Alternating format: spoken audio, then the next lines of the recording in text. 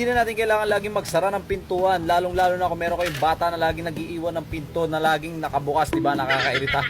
So napakalakas na ng force nito mga kuya-koy. At ito nga pala yung mga accessories niya at kung paano siya install, panoorin nyo. Okay mga kuya-koy, ganito na siya kasimple kabit. Kumuha lang kayo ng Phillips screw. At yung pinaka-stopper nyo kuya, itong mga butas-butas na yan, dito nyo ilalagay yan sa pinaka-frame ng inyong pintuan. So kabit na natin.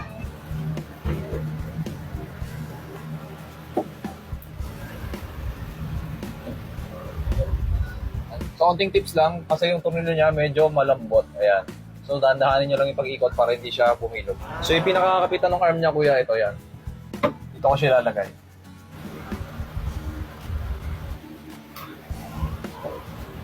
Yan. So, ganyan lang siya kasimple ikabit. Tapos, lagay natin. So, ito na. Nakakabit na yung ating door stopper. So, testing natin. So, na guys, moment of truth. Door stopper.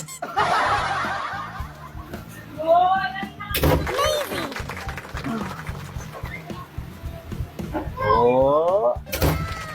Legit kuya. So sa mga gusto niyan, nandiyan yan sa ating